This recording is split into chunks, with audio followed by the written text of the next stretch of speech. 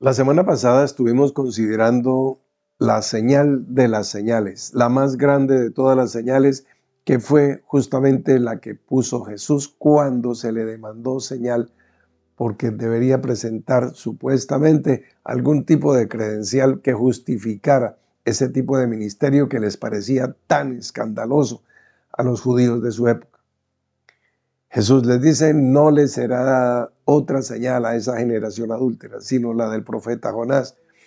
Después de la reunión de la semana pasada, ha quedado, pues, por lo menos básicamente claro, y es muy importante, para que esa señal de Jonás entiendas su trascendencia y que tiene que ver contigo, conmigo, con todos nosotros. Es una señal que va a los judíos, a los gentiles y a la iglesia de Dios. A los judíos, pues porque Jonás es un profeta judío, profeta Galileo, judío. A los gentiles porque fue comisionado a profetizar en Nínive, capital de Asiria, un profeta de Israel llevando la palabra de arrepentimiento a los gentiles, pues mucho antes del apóstol Pedro o el apóstol Pablo. Es una tremenda señal. Y en la iglesia porque pudimos ver que si Jonás o tú o yo está en desobediencia, las personas que están alrededor, el contexto en el que estás es de ruina. Hay enfermedad, hay pobreza, hay calamidad, hay riesgo de muerte, hay todo lo malo, todo lo digno de mal nombre. ¿Por qué? Porque Jonás está en contravía. Está yendo hacia Tarsis. No sabemos si exactamente Tarsis es Tarso en Turquía, pero está yéndose para el otro lado. Hay diferentes conceptos, opiniones.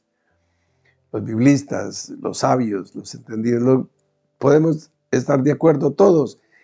Está en transgresión, está en desobediencia. Entonces, por el contexto que tú estás viviendo, te puedes dar cuenta si estás en obediencia o en desobediencia.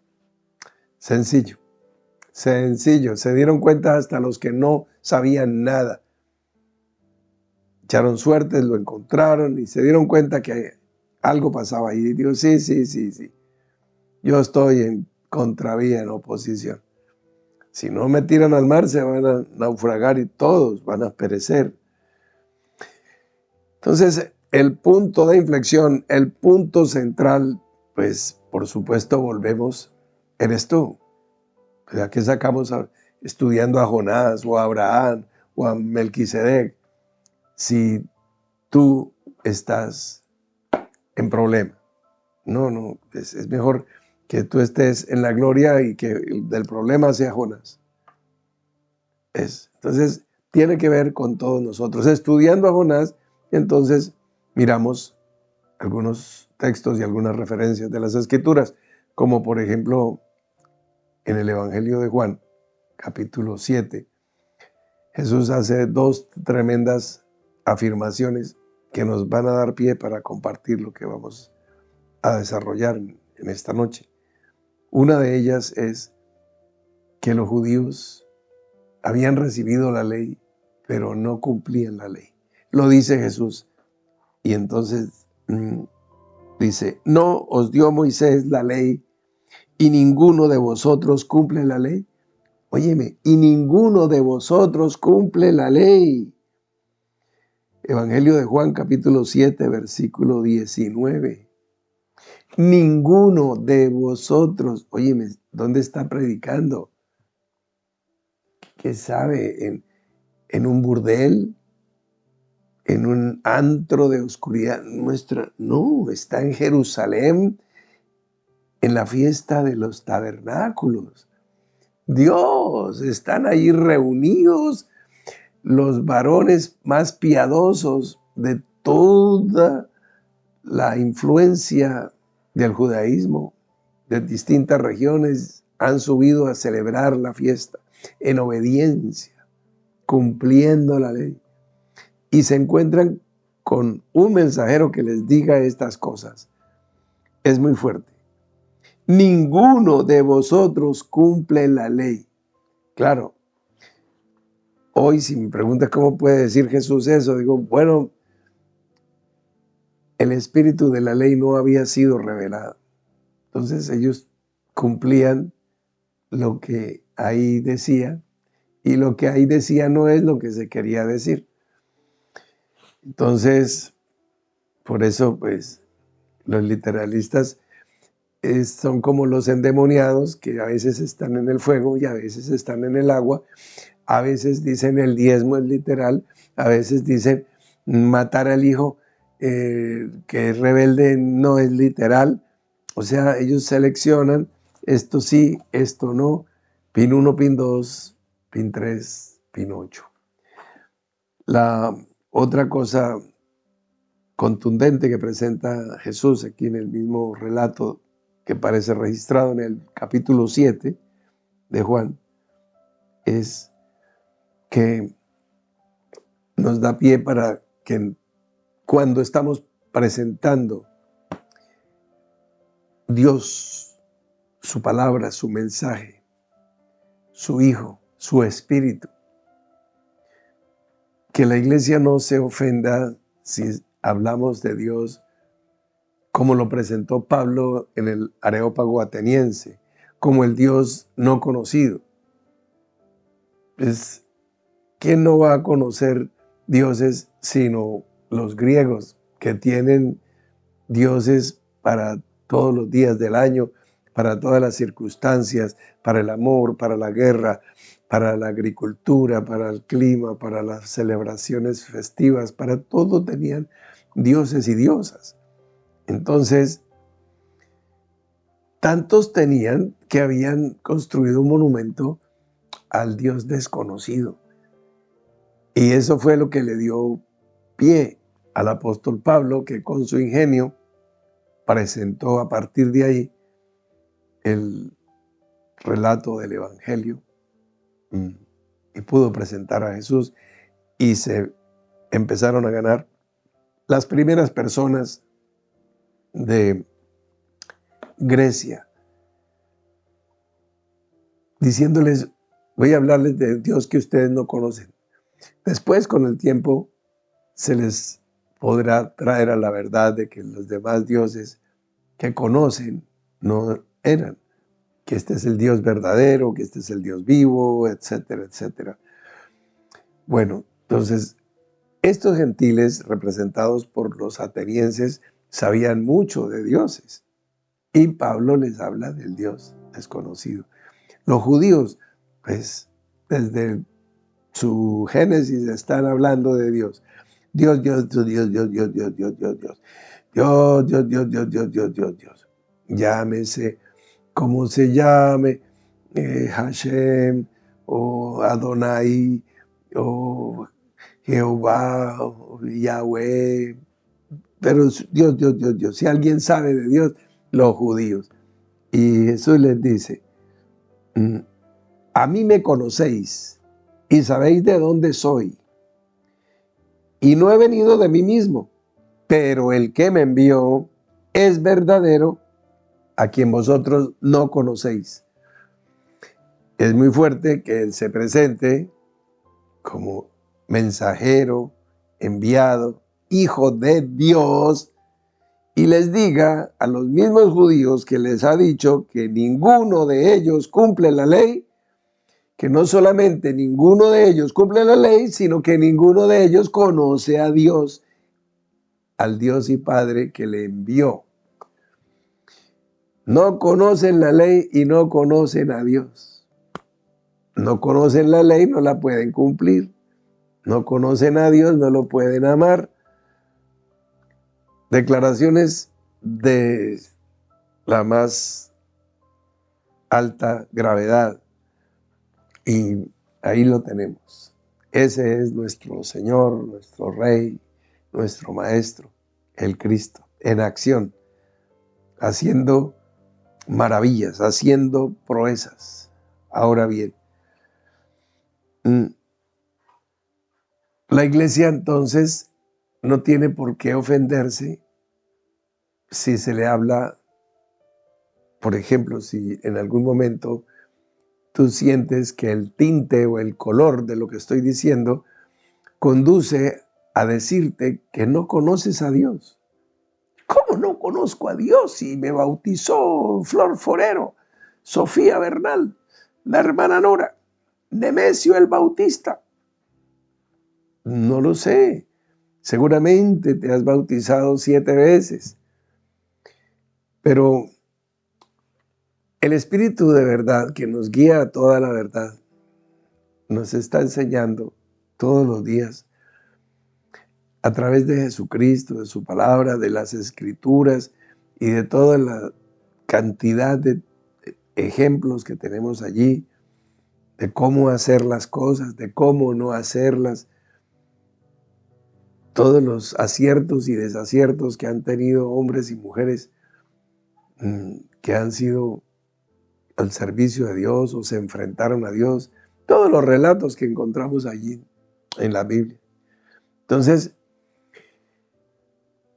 si Jonás le sirve a judíos, a gentiles y a la iglesia de Dios, el planteamiento del Dios no conocido le sirve a los gentiles, le sirve a los judíos y le sirve a la iglesia de Dios.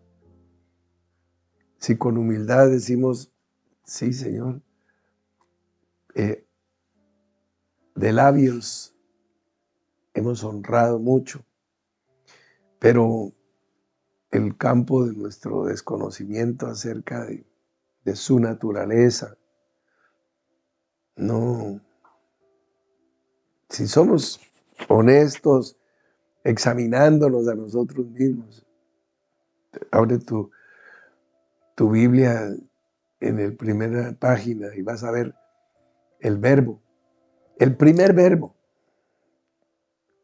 que se utiliza es el verbo ser. Cuando Dios dice, sea la luz. Entonces, pues, vamos a abrirlo aquí, tengo mi Biblia en papel, pronunciado por Dios. Lo primero que Dios pronuncia, el verbo que Dios utiliza es ese.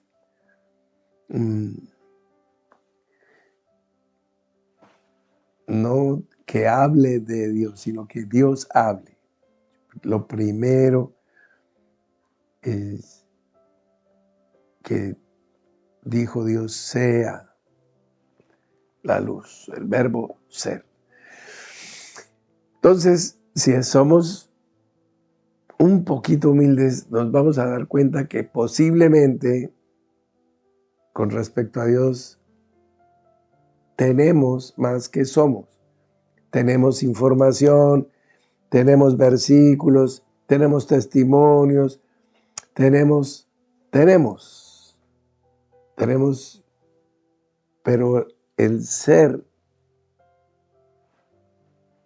de Dios, ese yo soy el que soy, que se haya formado, se esté formando, se llegue a formar en tu vida, mi hermano, mi hermana, y en la vida de todos, es lo que nos define, no la acumulación de conocimientos. Nadie va a entrar al reino de los cielos después de aprobar un examen de conocimientos bíblicos. Eso no es una verdad.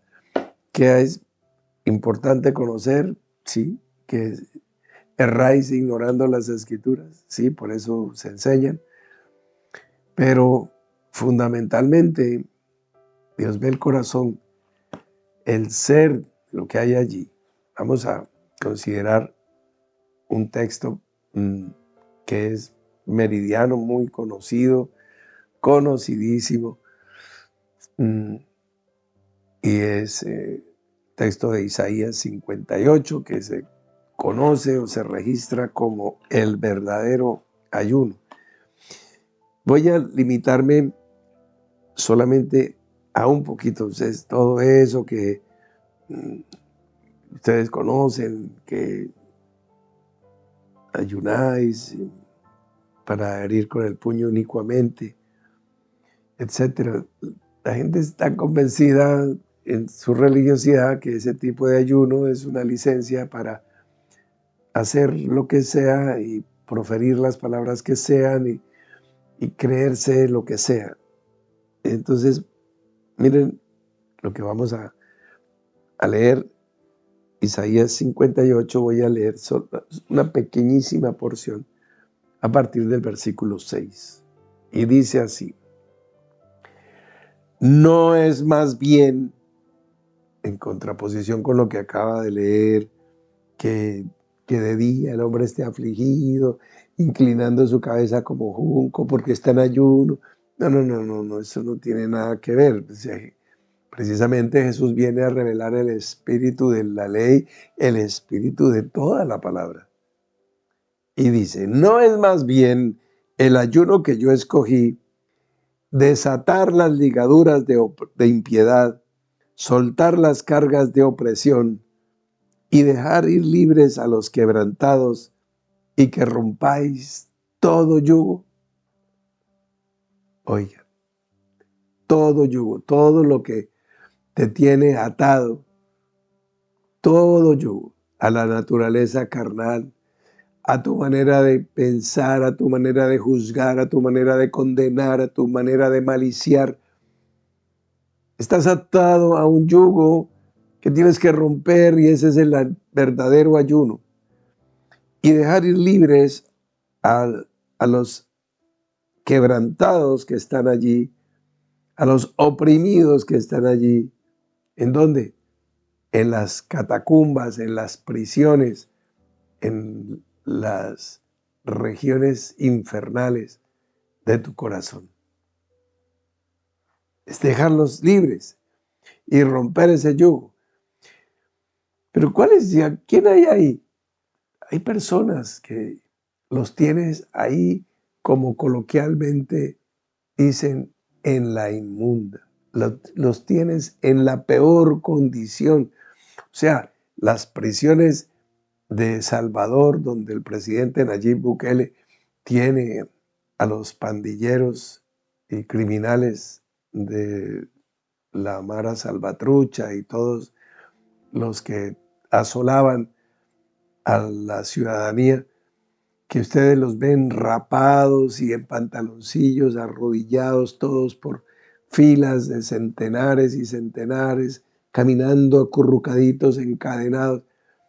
Esos están en una suite de lujo, para como tienes en tu corazón a un círculo selecto de condenados. Y entonces, abogado tenemos para con el Padre, y hoy es el día en que ese abogado te está diciendo: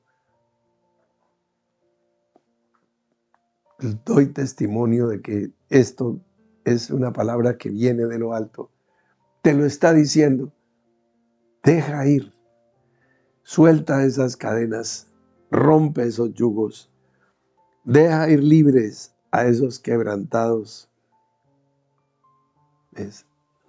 Desátale sus ligaduras. Continúo leyendo. ¿no es más bien el ayuno que yo escogí? Que partas tu pan con el hambriento y a los pobres errantes albergues en casa.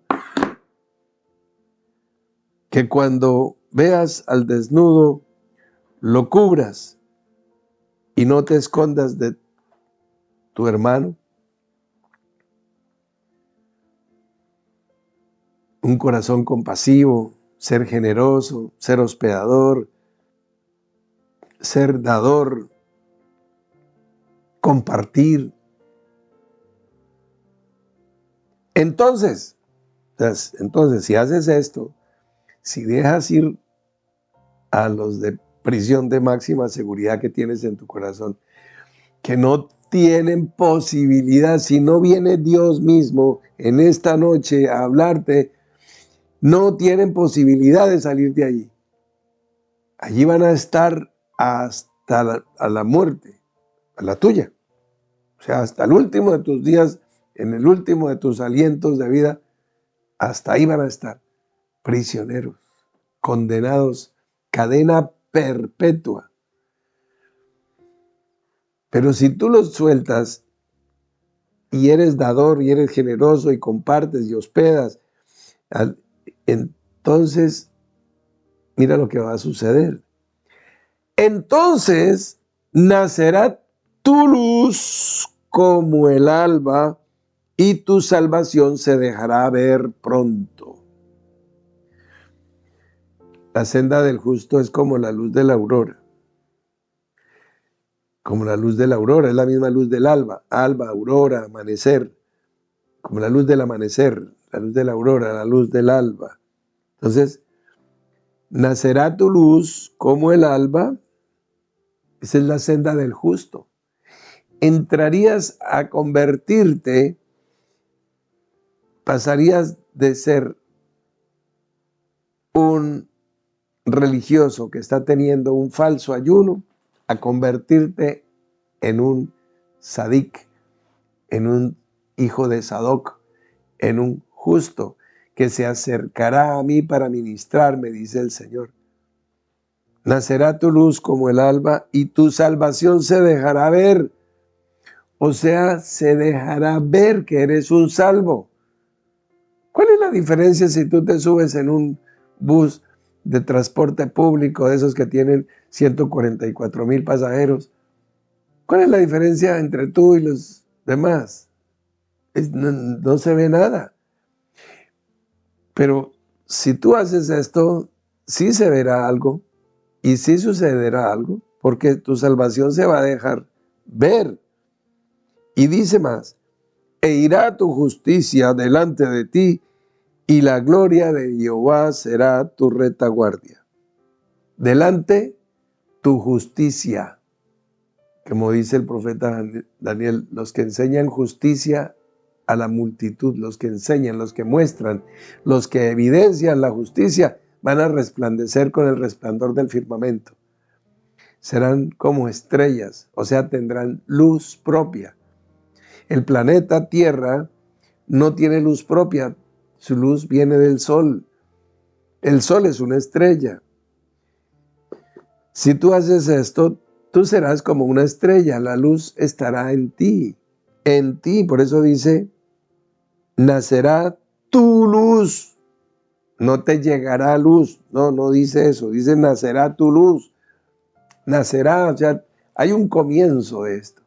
Este es el verdadero Génesis para que haya luminares en el cielo de una iglesia verdaderamente nueva. Y dice, tu salvación se dejará ver pronto e irá tu justicia delante de ti. Tu justicia, irás mostrando justicia, te conviertes en estrella. ¿Y tu retaguardia qué es? Hoy por hoy, la retaguardia es lo más débil que existe, donde está el afligido, el cansado, a nivel personal, donde está lo menos trabajado tuyo. Las zonas más oscuras son las que van quedando atrás. Adelante está lo de mostrar. El hermano fulano de tal, la hermana fulana, es lo de mostrar. Llevo años caminando con el Señor. Déjame ver tu retaguardia. Y ahí ya sabemos cómo está. Y entonces ahí en la parte de atrás, en la trastienda, en el cuarto de San Alejo, en la buhardilla, en el sótano, en la mansarda, en el cuarto del reburujo, allí vamos a encontrar malas sospechas, pleitos, glotonerías, lujurias, orgías, hechicerías, desobediencia. Allí vamos a encontrar todo el prontuario criminal. ¿Dónde está? En la parte de atrás. Lo que sale en la foto. Todos miran a la cámara, todos sonríen. ¡Ah! Digan queso en inglés. Cheese, cheese. Entonces ya, esa es la vanguardia, lo que va adelante. No la retaguardia. ¿Cómo está? Si tú haces esto que acabamos de decir y dejas ir a los prisioneros de tu corazón, la gloria de Dios será tu retaguardia. O sea, lo más débil tuyo será la gloria de Dios. No me cabe la grandeza de la palabra, por supuesto, yo la anuncio. Pero como dijo el rey David, tal sabiduría es demasiado para mí, alta es, no la puedo entender. Claro que ya pues lo entiendo mejor que los que fueron antes de recibir el Espíritu. Pero mira esto. Y para terminar, entonces invocarán y él oirá. Entonces invocarás y te oirá Jehová. Clamarás y dirá él, heme aquí. O sea, el que dice Hineni es él. Hemos ponderado esa palabra. Hemos querido ser imitadores de Abraham haciendo sus obras y decirle al Señor, Hineni, Señor, heme aquí, envíame a mí, me estoy preparando para ti, o estoy preparado, estoy listo, cualquiera que sea tu caso. Pero Hineni, aquí estas personas que vivan esto, que hagan esto, si invocan a Dios, Él oirá. Si claman, si lo invocan, Él oye. Pero si claman, Él contesta. Ahí también te está dando una clave. Dice, ay Señor, ¿por qué tú no me contestas? Porque no has clamado, simplemente has invocado. Señor, en el nombre de Jesús, te lo declaro, amén y amén. No hay un clamor ahí. Bueno, entonces invocarás y te oirá Jehová, clamarás y dirá él, heme aquí, Hineni. Si quitares de en medio de ti el yugo, el dedo amenazador y el hablar vanidad. Y termina diciendo, y si dieres tu pan al hambriento y saciares el alma afligida, en las tinieblas nacerá tu luz y tu oscuridad será como el mediodía. O sea, no hay nada, a mediodía no hay sombra, tu oscuridad será como el mediodía. Isaías capítulo 58, versículos del 6 al 10. No es mucho leerlo, puedes repasar, releer en tu casa porque es definitivo. Así como es de importante la señal del profeta Jonás, entonces podemos entender el contexto de lo que estamos hablando. Para que no haya ningún impedimento, ay, es que me faltó cumplir esto, me faltó el comprar una estampilla, me faltó un paso para el trámite, no, para que no tengas después que decir, ay, no me dijeron, no me advirtieron, no me insistieron, como si Dios rogase. Por medio mío te lo estoy diciendo. Es absolutamente urgente. No te engañes a ti mismo. Ahora, toda palabra pues, tiene un momento, una temporalidad que no es por siempre. Dios te está llamando, Dios te está convocando, si te llama al arrepentimiento, eso no es por los siglos de los siglos. Hay un tiempo, es una oportunidad, es el tiempo de la gracia. Es el contexto de la temporalidad de la palabra porque tiene que ver con nosotros, los humanos, los del humus, los que hemos sido tomados de la tierra. Entonces, en ese orden de ideas, mi querido amigo, mi querido hermano, hermana, amiga, es Ese es el punto. No es por siempre. Ay, pero Dios es eterno y sus palabras son eternas. Sí, pero como nosotros no, la oportunidad es un periodo de tiempo. Entonces, puede ser una gran verdad, pero tiene un límite. Te voy a poner un par de ejemplos.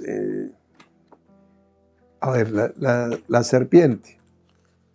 Capítulo 3, mira tú, en el versículo 4, le dice la serpiente a la mujer. Entonces la serpiente dijo a la mujer, no moriréis. Vamos al capítulo 5, el versículo 5 dice, y fueron todos los días que vivió Adán 930 años y murió. O sea, la serpiente le dijo, no moriréis. En el capítulo 3, versículo 4, y en el capítulo 5 ya estaba muerto. Ah, no, pero es que claro, la serpiente pues es mentirosa. Bueno, entonces te voy a poner otro ejemplo. Vámonos. Deuteronomio, a ver. Vamos al libro de los Jueces, capítulo 6.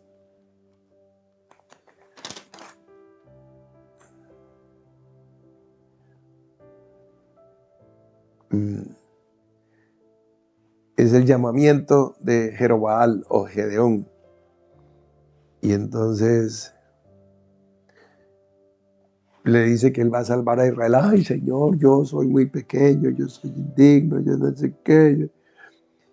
Entonces, capítulo 6, versículo 23 dice, pero Jehová le dijo, paz a ti, no tengas temor, no morirás. Le dice a Gedeón. En el capítulo 6 del libro de los Jueces. En el capítulo 8, versículo 32 dice, y murió Gedeón, hijo de Joás, en buena vejez, y fue sepultado en el sepulcro de su padre Joás, en Ofra de los Abiezeritas. Entonces, Dios le dijo, no morirás, y se murió. La serpiente le dijo, no morirás, y se murió. ¿Qué es? ¿Cuál es el punto? ¿Quién está mintiendo? O lo que debemos es entender que hay un contexto de temporalidad.